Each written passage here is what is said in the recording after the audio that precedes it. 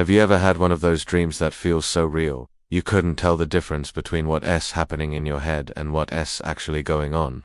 I used to think I had, until one morning in Vermont changed everything. That morning, reality itself started to feel like the dream. It was just after sunrise. I was staying in this cozy little cabin, surrounded by nothing but pine trees and the kind of quiet that feels like a heavy blanket. The air was crisp, the kind that makes you want to stay buried under the covers forever. My phone started ringing, that jarring high-pitched sound that cuts right through the morning peace. I groaned and fumbled for it on the nightstand, my eyes still half closed. The screen lit up with two words that always make my stomach do a little flip. Unknown caller. Normally, I'd just ignore it. Robocalls, spam, whatever. But something about that morning felt different.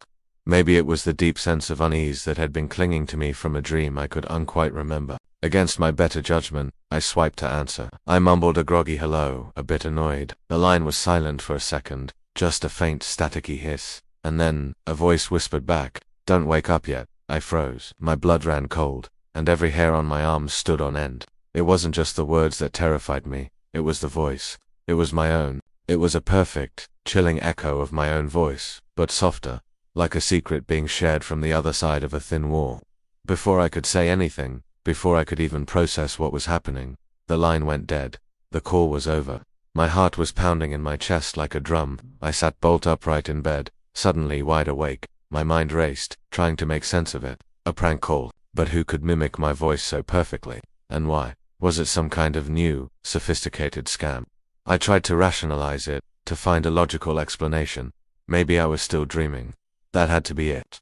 I must have dreamt the phone ringing, dreamt the whole creepy conversation. I pinched my arm hard. It hurt.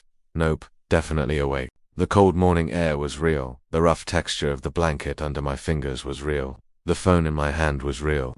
With trembling fingers, I opened my call log, needing to see the proof. I scrolled down to the most recent call. My breath caught in my throat. The call from unknown caller wasn't there.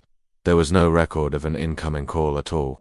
What I saw instead was even more impossible. At the very top of the list, there was a missed call, from unknown caller, and the timestamp. It said 3:17 a.m. That was over 3 hours before my alarm was set to go off. 3 hours before I had actually woken up. My mind was reeling. How could I have a missed call from 3 hours ago that I had just answered? It made no sense. A missed call doesn't ring. You don't answer a missed call. And yet, I heard my own voice on the other end. I felt a wave of dizziness wash over me. Was I losing my mind? Had the isolation of the cabin finally gotten to me? I checked my phone again and again, hoping the log would magically correct itself, but it stayed the same. Missed call, 3:17 a.m. I spent the rest of the morning pacing the small cabin, trying to piece it all together. The dream I couldn't remember started to come back in fragmented flashes. I remembered a feeling of being trapped, of running through a dark forest that looked suspiciously like the one outside my window. I remembered the feeling of my own voice echoing around me, whispering warnings I couldn't understand. Was the call a bridge between that dream world and this one, a bleed-through from my subconscious? The message itself, "Don't wake up yet," felt like a warning. A warning from who? From myself, from a version of me still stuck in that dream. The day wore on, but the feeling of dread didn't leave. Every time the wind rustled the trees, I jumped. Every creak of the old cabin floorboards sounded like footsteps. I kept my phone clutched in my hand, my eyes darting to the screen every few minutes, half expecting it to ring again. I was terrified of what I might hear if it did, but I was also desperate for an answer, for some kind of explanation that wouldn't make me feel like I was going insane. As darkness began to fall, the cabin, which had seemed so cozy and inviting before, now felt like a cage. The tall pines outside were no longer beautiful. They were menacing silhouettes, blocking out the last of the light. I couldn't shake the feeling that I was being watched. The warning from the call echoed in my head. Don't wake up yet. What was I not supposed to wake up to? What was waiting for me in the real world that my dreaming self was so afraid of? That night I barely slept. I lay in bed with the lights on, staring at the ceiling, listening to every sound.